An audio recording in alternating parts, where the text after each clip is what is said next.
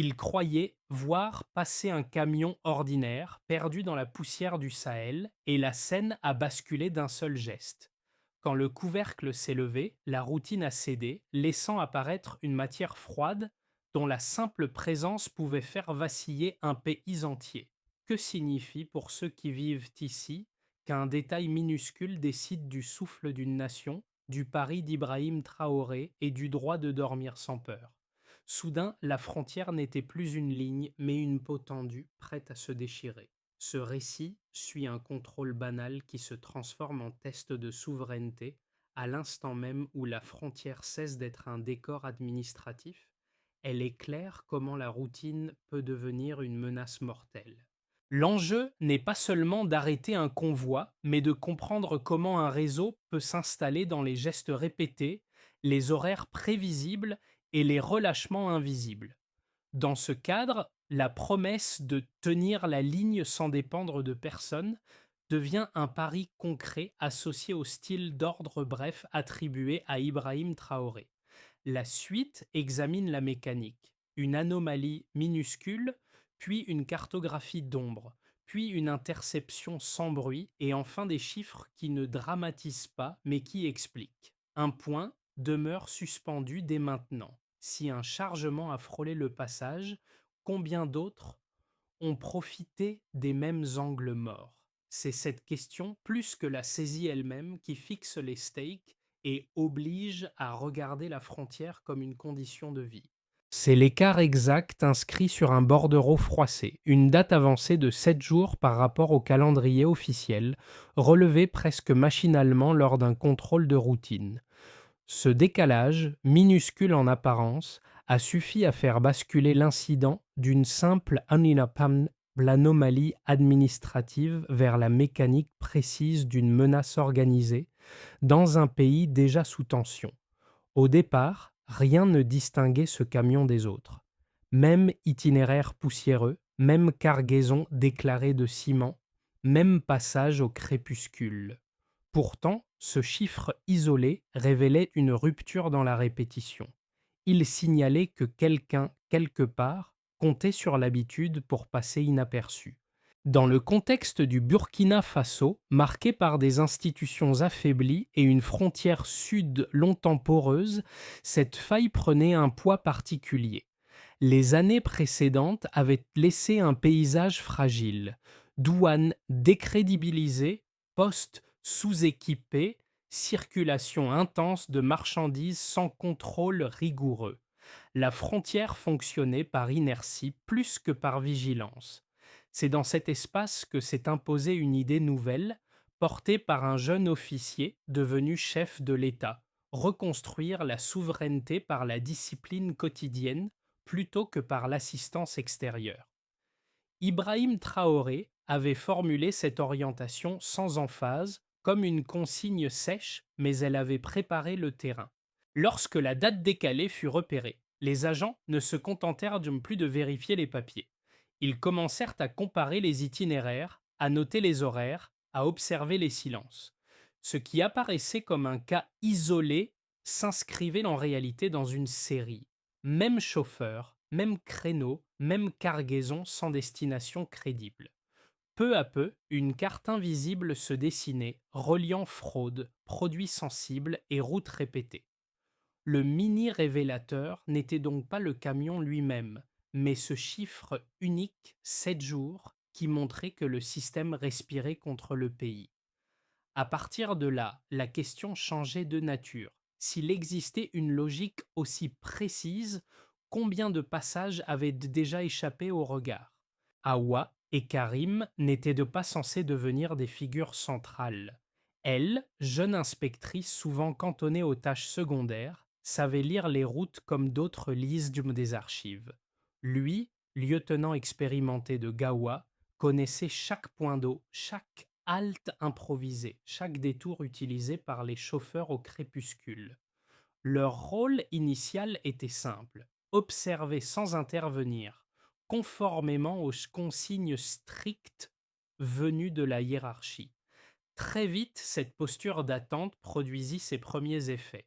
En se fondant dans les convois, en dormant sur des bâches usées, En écoutant les échanges étouffés dans les cabines surchauffées, ils commencèrent à percevoir des régularités troublantes. Les mêmes camions revenaient, les mêmes horaires se répétaient. Les cargaisons de ciment circulaient sans qu'aucun chantier n'apparaisse sur des kilomètres. Cette répétition, notée patiemment par Awa dans un carnet élimé, transformait l'intuition en signal faible exploitable. L'impact immédiat fut surtout mental. Les agents cessèrent donc de considérer la frontière comme une suite de postes isolés et commencèrent à la voir comme un espace continu parcouru par des logiques invisibles. Karim le formula simplement. Ce n'étaient ne pas les routes qui comptaient, mais leur mémoire. Chaque passage laissait une trace, même lorsqu'il semblait anodin. Cette bascule affecta aussi la chaîne de commandement. Les rapports, plus précis, plus sobres, montaient plus vite. Les mots changeaient de poids. Une irrégularité devenait une suspicion cohérente. Sans effet d'annonce, la vigilance s'épaississait. Les premiers ajustements furent discrets. Contrôle croisé, rotation accélérée, écoute accrue des cultivateurs frontaliers. À ce stade, rien n'avait encore été saisi. Pourtant, quelque chose avait déjà changé. La routine ne protégeait plus le réseau, elle l'exposait. La frontière commençait à répondre. Avant, tout semblait immobile. Les camions passaient, les papiers s'empilaient, les postes respiraient au rythme lent de la chaleur. Après, chaque détail devenait un signal possible, chaque répétition une alerte. Cette bascule marqua l'activation réelle de l'opération, sans déclaration officielle ni mouvement spectaculaire. L'ordre ne fut pas formulé comme une offensive, mais comme une retenue méthodique. Observer, cartographier, ne frapper qu'une fois. Cette consigne courte attribuée à Ibrahim Traoré changea la cadence. Les équipes cessèrent de chercher l'instant décisif et commencèrent à bâtir le temps long. La montée ne se mesurait plus en arrestation, mais en compréhension. Les jours suivants furent consacrés à la répétition. Les agents suivaient les itinéraires, notaient les plaques, comparaient les horaires. Les mêmes camions réapparaissaient au crépuscule, avec une régularité presque mécanique. Les chauffeurs ne parlaient pas plus, ne se pressaient pas moins. Cette constance trahissait une certitude. Ils pensaient être invisibles. La routine, devenue leur bouclier, se transformait lentement en point faible. Dans cette phase, la tension restait contenue. Aucun barrage brutal, aucun renfort visible. Les radios demeuraient muettes. Les consignes privilégiaient le silence à l'impact. Chaque observation ajoutait une couche à la carte d'ombre qui se dessinait au fil des semaines. Les routes n'étaient plus des lignes sur un plan, mais des veines parcourues à heure fixe selon des schémas prévisibles. La montée prit une autre dimension lorsque les recoupements confirmèrent que les cargaisons déclaraient des destinations inexistantes. Aucun chantier ne correspondait aux volumes annoncés. Les sociétés mentionnées sur les documents ne laissaient aucune trace tangible. À ce stade, l'hypothèse de l'erreur administrative s'effaçait. Il ne s'agissait plus de surveiller un camion, mais un système. Le choix de l'interception fut alors calculé pour ne pas alerter le réseau. Un seul véhicule. Une nuit tiède, une zone sans témoin. L'arrêt se déroula sans cri ni coup de feu. La poussière retomba lentement autour des silhouettes immobiles. Sous les sacs de ciment, les barils scellés apparurent, froids, anonymes. L'instant resta presque irréel, précisément parce qu'il manquait de violence. Ce moment marqua le point de bascule. Ce qui avait commencé comme une surveillance patiente devenait une saisie à haut risque. Les agents comprirent que l'opération dépassait désormais le cadre douanier. Elle touchait à la protection directe de la population. La présence de ces contenants suffisait à changer l'échelle de la menace. Après l'interception, rien ne s'accéléra. Au contraire, le rythme resta volontairement lent. Les véhicules furent immobilisés. Les chauffeurs retenus sans brutalité. Les informations remontèrent par paliers. Chaque mot pesé évitait d'élargir trop tôt le cercle des initiés. Cette maîtrise du tempo constituait l'essence de l'approche. Avant, la frontière subissait le passage. Après, elle dictait les conditions. Cette différence, discrète mais décisive, préparait la phase suivante, celle où les faits parleraient d'eux-mêmes. Avant l'ouverture des barils, la menace restait abstraite. Après l'analyse, elle prit une forme mesurable, froide, impossible à minimiser. La première synthèse, transmise au poste de commandement, reposait sur trois données clés, choisies non pour impressionner, mais pour expliquer ce qui avait réellement été intercepté et ce que cela impliquait pour le pays. La première donnée concernait les explosifs. Les équipes recensèrent environ 2,3 tonnes de matières instables, réparties dans des barils métalliques sans marquage. Il ne s'agissait pas de résidus artisanaux, mais de composés suffisamment homogènes pour produire une explosion en chaîne. Pour donner un ordre de grandeur, les saisies effectuées 6 mois plus tôt n'atteignaient qu'environ 1,2 tonne. Le saut était net, presque du simple au double, et révélait un changement d'échelle. Le trafic n'était plus opportuniste, il devenait logistique. La deuxième donnée portait sur le cyanure solide découvert dans plusieurs contenants scellés. Les analyses montrèrent une pureté d'environ 40% supérieure aux standards observés dans leur paillage légal. Cette concentration n'avait aucun sens économique pour une extraction classique. En revanche, elle maximisait les effets en cas de fuite ou de dispersion. Une contamination, même partielle, aurait suffi à rendre inutilisable un bassin hydrique entier. Ce chiffre transformait le risque environnemental en menace directe pour la survie de communautés entières. La troisième donnée concernait les faux médicaments. Les agents identifièrent 780 caisses étiquetées au nom d'entreprises fictives. Les capsules contenaient jusqu'à 17% de craie mêlés à des résidus toxiques dont de l'arsenic. Les experts estimèrent qu'après 3 prises seulement, les lésions hépatiques pouvaient devenir irréversibles. Le point crucial n'était pas seulement la composition, mais la destination prévue. Des hôpitaux ruraux, là où les contrôles sont rares et où chaque traitement est attendu comme une promesse. Pris séparément, ces chiffres décrivaient des infractions graves. Ensemble, ils révélaient une architecture cohérente. Explosifs pour frapper, cyanure pour contaminer, médicaments falsifiés pour affaiblir sur la durée. La menace ne reposait pas sur un choc spectaculaire, mais sur une usure silencieuse. Pour Ibrahim Traoré, ces données formaient un diagnostic plus qu'un trophée. Elles indiquaient ce qui avait été évité, mais aussi ce qui aurait pu se produire. Avant ces mesures, l'opération relevait encore du soupçon organisé. Après, elle s'inscrivait dans une logique de protection vitale. Les chiffres ne criaient pas, ils démontraient, et cette démonstration rendait une question inévitable. Combien de temps un tel système aurait-il pu fonctionner sans être détecté? Deux critiques majeures émergèrent rapidement, portées par des observateurs régionaux et internationaux qui regardaient l'opération à distance. La première soutenait qu'un État économiquement fragile ne pouvait maintenir durablement un tel niveau de vigilance sans soutien extérieur. Selon cette lecture, la réduction de l'assistance internationale risquait d'épuiser les institutions, d'user les agents et de transformer la discipline initiale en fatigue structurelle. Les budgets limités, les infrastructures précaires et la pression constante aux frontières étaient présentés comme des obstacles insurmontables à long terme.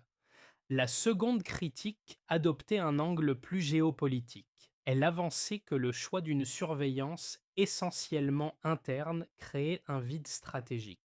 En se reposant sur ses propres forces, le pays aurait, selon ses analystes, laissé des failles exploitables par les réseaux transfrontaliers opérant depuis le Mali ou les zones côtières.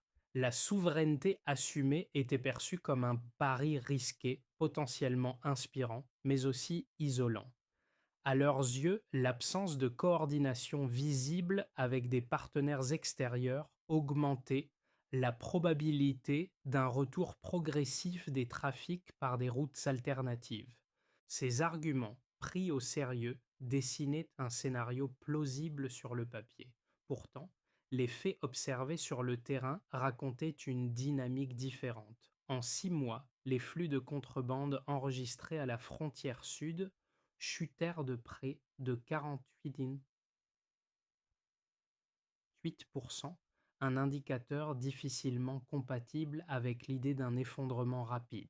Plus de 1400 agents suivirent une formation nationale financée par des ressources internes, renforçant la cohérence opérationnelle plutôt que la dispersion. Les communautés locales furent intégrées au dispositif, transformant la vigilance en pratique partagée plutôt qu'en charge exclusive des forces de l'ordre.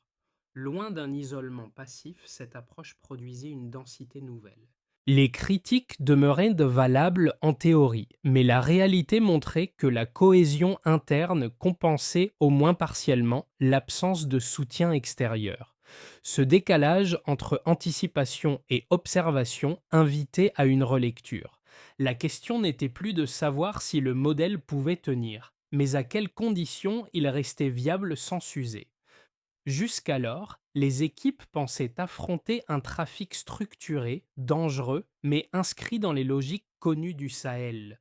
Explosifs, routes clandestines, groupes armés. Cette certitude s'est fissurée lorsqu'un entrepôt discret révéla des cargaisons de médicaments falsifiés, soigneusement emballés, destinés non aux marchés urbains, mais aux dispensaires ruraux. À cet instant précis, l'opération quitta le registre sécuritaire classique pour entrer dans une zone plus troublante. Ce déplacement de la menace modifia la lecture entière du dossier. Il ne s'agissait plus seulement de prévenir des attaques visibles, mais d'empêcher une dégradation lente, presque invisible, de la santé publique. Des produits conçus pour soigner devenaient des vecteurs d'empoisonnement. Cette inversion donnait à l'affaire une portée nouvelle car elle ciblait les plus vulnérables là où les contrôles sont rares et la confiance fragile. Pour Ibrahim Traoré, cette découverte marqua une rupture stratégique. La frontière ne protégeait plus seulement un territoire ou des flux économiques, mais la continuité même de la vie quotidienne. La saisie n'était plus un succès tactique. Elle devenait un avertissement sur la capacité d'un système à nuire sans jamais se montrer comme un ennemi direct. Ce point médian imposa une conclusion claire. Le danger ne cherchait pas à frapper fort, mais à durer. Et c'est précisément cette durée qui exigeait une vigilance sans relâche, ancrée dans le temps long plutôt que dans l'événement spectaculaire. Pour l'État, l'impact fut d'abord institutionnel. La saisie transforma une opération discrète en preuve de capacité. Les administrations, longtemps perçues comme affaiblies, purent démontrer qu'elles savaient détecter, coordonner et agir sans appui extérieur immédiat. Les données consolidées montrèrent une baisse d'environ 43% des flux de contrebande sur les axes surveillés. Cette réduction ne signifiait pas la disparition des réseaux, mais elle signalait une rupture dans leur liberté de mouvement. Pour Ibrahim Traoré, cet effet mesurable indiquait que la discipline produisait autre chose qu'un symbole. Du côté de l'économie, les conséquences furent plus diffuses mais réelles. La diminution des trafics nocturnes libéra progressivement les circuits légaux. Les transporteurs réguliers, longtemps concurrencés par les convois clandestins, retrouvèrent une marge de manœuvre minimale. Selon les estimations internes, un convoi intercepté équivalait à plusieurs semaines d'exportation protégée, notamment pour les produits agricoles. Cette respiration n'annonçait pas une prospérité soudaine, mais elle stabilisait des échanges fragiles, condition essentielle pour éviter l'asphyxie économique des zones frontalières. Pour les populations locales, l'effet se mesura surtout en perception. Dans plusieurs villes du Sud, Plus de 70% des habitants interrogés déclarèrent mais se sentir plus en sécurité qu'auparavant. Les postes de contrôle, autrefois associés à la corruption ou à l'arbitraire, commencèrent à être vus comme des points de constance. Cette évolution de la confiance publique, lente et inégale, modifiait le rapport quotidien à l'État. La sécurité cessait d'être un ordre abstrait pour devenir une expérience vécue. À l'échelle régionale, enfin, les répercussions furent contrastées. Dans certaines capitales ouest-africaines, l'approche burkinabé fut décrite comme un effet Traoré, expression utilisée pour désigner une souveraineté assumée, peu spectaculaire mais méthodique. Des économistes y virent un signal encourageant. D'autres observateurs redoutèrent un précédent difficile à reproduire ailleurs. Quoi qu'il en soit, le message circulait. Un pays classé fragile pouvait encore imposer ses règles. Ces quatre niveaux, État, économie, population, région, dessinaient une même conclusion. La saisie n'avait pas seulement neutralisé une menace, elle avait déplacé les lignes de ce qui semblait possible et posé une question plus large. Jusqu'où cette dynamique pouvait-elle s'étendre sans se diluer? À partir des données accumulées, les services établirent trois trajectoires plausibles pour les mois à venir. Elles n'étaient ni des prophéties, ni des promesses, mais des cadres de lecture destinés à éviter l'aveuglement. Chaque scénario reposait sur un même point de départ, la vigilance actuelle et sur une même inconnue, sa capacité à durer. Dans le scénario de base, la stabilité reste tendue mais maîtrisée. Les postes frontaliers poursuivent la discipline instaurée sans accélération ni relâchement. Les réseaux clandestins, affaiblis mais adaptatifs, déplacent progressivement leurs itinéraires vers des zones moins surveillées. Les projections internes suggèrent une baisse supplémentaire d'environ 15% par semestre si le rythme est maintenu. Les communautés locales continuent de coopérer, consolidant un modèle où la population n'est plus spectatrice mais partie prenante. Ce scénario n'offre ni victoire éclatante ni effondrement, seulement une continuité exigeante. Dans le scénario optimiste, la méthode s'étend au-delà des frontières. Des échanges discrets s'engagent avec des pays voisins, facilitant le partage d'informations et certaines formations conjointes. Les circuits légaux gagnent en fluidité, stimulant les revenus agricoles dans plusieurs zones. Cette dynamique renforce la crédibilité régionale du pays sans en faire un pôle dominant. Pour Ibrahim Traoré, cette trajectoire représente moins une réussite diplomatique qu'un effet secondaire de la constance interne. Le scénario défavorable repose sur un facteur unique, l'usure. Une crise économique, un relâchement administratif ou une rotation mal maîtrisée suffirait à rouvrir des failles. Les réseaux exploiteraient alors non la force, mais la fatigue. L'insécurité réapparaîtrait d'abord dans les zones rurales avant de glisser vers les axes commerciaux. Dans ce cas, la menace ne viendrait pas de l'extérieur, mais d'un affaissement progressif de la tension. Ces trois trajectoires convergent vers une même idée. L'avenir dépend moins des menaces visibles que de la capacité à maintenir une vigilance ordinaire, sans héroïsme ni lassitude. La vraie question n'est pas ce qui pourrait arriver, mais ce qu'il faut continuer à faire pour que rien ne se défasse. Pour les familles rurales, l'effet le plus tangible ne se mesure pas en statistiques, mais en gestes quotidiens. Un camion qui s'arrête plus longtemps au poste, un contrôle qui prend le temps d'expliquer, une alerte signalée sans crainte de représailles. Dans ces zones longtemps exposée, la sécurité cesse d'être perçue comme une force extérieure. Elle devient une pratique partagée fondée sur l'attention et la répétition. Chaque vigilance locale réduit la probabilité d'un risque diffus, même si ce lien n'est pas toujours visible immédiatement. Pour les travailleurs et petits entrepreneurs, l'enjeu prend une autre forme. Moins de contrebande signifie moins de concurrence déloyale, des marchés plus lisibles, des marges moins instables. Les transporteurs légaux, souvent pris en étau entre insécurité et pression économique, retrouvent une régularité minimale. Les pharmacies et dispensaires peuvent rétablir la confiance des patients lorsque les circuits illicites reculent. Cette amélioration ne crée pas de miracle, mais elle redonne de l'oxygène à ceux qui vivent d'échanges quotidiens. Les jeunes urbains, souvent sceptiques face aux récits officiels, abordent la situation différemment. Pour eux, l'opération circule d'abord comme une histoire transmise par les radios communautaires, les écoles, les réseaux informels. Le message n'est pas héroïque, il est concret, veiller est une compétence qui s'apprend. Certains rejoignent des programmes de sensibilisation, d'autres participent à des cartographies participatives. La frontière n'est plus un concept lointain, mais un espace qui conditionne des opportunités futures. À travers ces profils, une idée commune se dessine. La sécurité ne descend plus uniquement d'un sommet institutionnel. Elle circule désormais à travers des comportements ordinaires, discrets, répétés.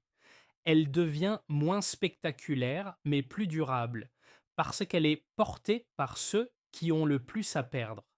Cette transformation lente et inégale explique pourquoi l'enjeu dépasse largement une seule opération. Après la saisie, l'enjeu n'était plus de démontrer une capacité, mais d'empêcher tout retour en arrière. Une feuille de route fut donc formalisée non comme un discours politique, mais comme une suite d'actions mesurables, pensées pour durer. Sous l'impulsion d'Ibrahim Traoré, 5 étapes structurèrent cette phase de consolidation. La première étape visait la centralisation du renseignement. Les postes de douane furent reliés à une base de données unique avec un objectif précis: réduire de moitié le délai d'identification des anomalies. Chaque cargaison suspecte devait être enregistrée en temps réel afin que l'information circule plus vite que les réseaux. La deuxième étape concernait l'éducation civique locale. Dans plusieurs dizaines de villages frontaliers, des formations furent organisées pour les jeunes, les commerçants et d'anciens contrebandiers réinsérés. L'indicateur n'était pas le nombre de réunions, mais la qualité des signalements transmis par les habitants. Plus les alertes devenaient précises, plus la frontière gagnait en densité. La troisième étape porta sur la coopération civile-militaire. Des patrouilles mixtes remplacèrent les interventions isolées. L'objectif opérationnel était clair: réduire le temps de réponse aux alertes à moins de 40 minutes dans les zones sensibles. La rapidité devenait un facteur de dissuasion. La quatrième étape s'attaquait à la réinsertion économique. Des microcrédits agricoles furent proposés à ceux qui rompaient avec les réseaux clandestins.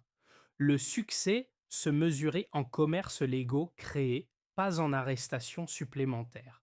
Enfin, la cinquième étape instaurait une évaluation indépendante trimestrielle.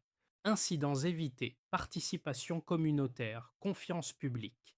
La sécurité était désormais évaluée en sérénité retrouvée. Cette feuille de route traduisait une idée simple: la souveraineté ne se proclame pas, elle se maintient jour après jour par des mécanismes sobres et vérifiables. Awa revint sur la clairière où tout avait commencé, là où un contrôle ordinaire avait cessé d'être routinier. Le sol gardait encore les traces des pneus, la poussière figée autour de l'endroit où les barils avaient été ouverts. Rien ne signalait un événement historique, et pourtant chaque détail semblait chargé d'un poids nouveau. Ce lieu n'était plus une scène d'enquête, mais un seuil, celui où un pays avait décidé de ne plus détourner le regard. Dans le vent chaud, la présence silencieuse d'Ibrahim Traoré se faisait sentir sans mots inutiles.